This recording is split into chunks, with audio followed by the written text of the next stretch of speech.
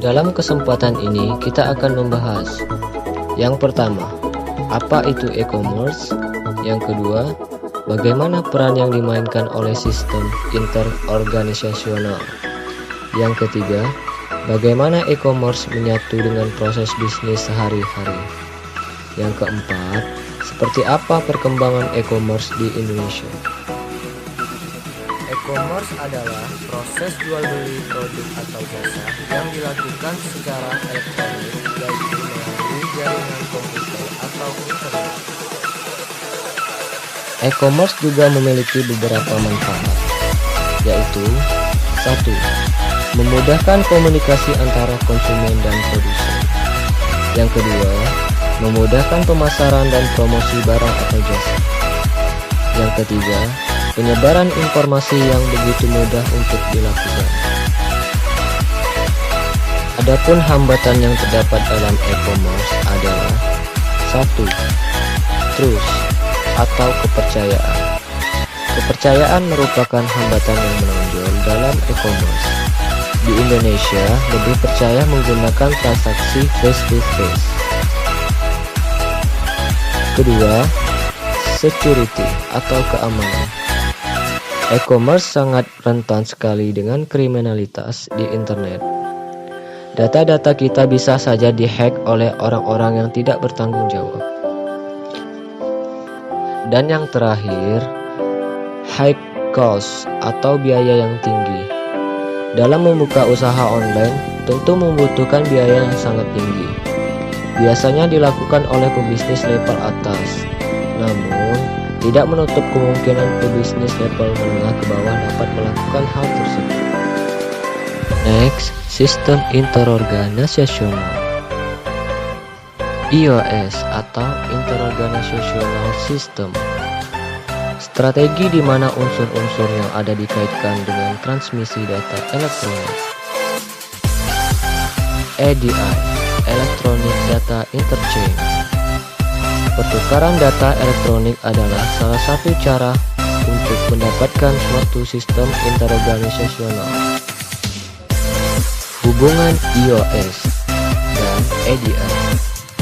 EDI adalah implementasi dari dominan dari suatu IOS. Lebih dari 2/3 e-commerce dilaksanakan dengan menggunakan EDI jika dibandingkan dengan iOS.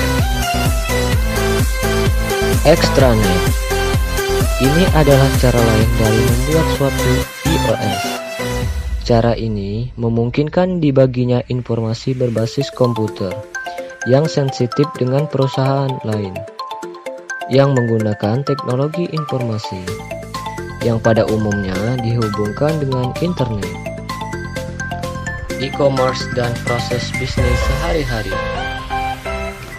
Oke guys, saya akan menjelaskan bagaimana e-commerce menyatu dalam bisnis sehari-hari. E-commerce merupakan subbagian dari e-business, karenanya e-commerce lebih berfokus pada kegiatan transaksi web atau internet. Dengan menggunakan sistem manajemen pengetahuan, e-commerce mempunyai goal untuk menambah revenue di perusahaan. Nah, bagaimana hubungan e-business dan e-commerce? 1. E-commerce merupakan bagian dari e-business di mana cakupan e-business lebih luas.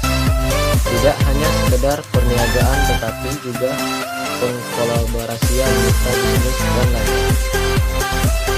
2. Selain teknologi website, e-business juga memerlukan teknologi database, email, dan bentuk teknologi non-komputer misalnya sistem pengiriman barang. Perkembangan e-commerce di Indonesia. Indonesia merupakan perekonomian terbesar di Asia Tenggara. Komponen pertama perekonomian Indonesia meliputi investment, manufacturing, and consumption. Indonesia sendiri telah menjadi pasar utama bagi retailers. Lebih dari 250 juta penduduk dan merupakan yang terpadat di dunia. Dengan online shop meningkat dalam beberapa tahun terakhir, sebagai negara pengguna internet menjadi membengkak. E-commerce memiliki potensi besar di Indonesia. E-commerce kemungkinan menjadi sumber baru pertumbuhan ekonomi Indonesia. It's Indonesia.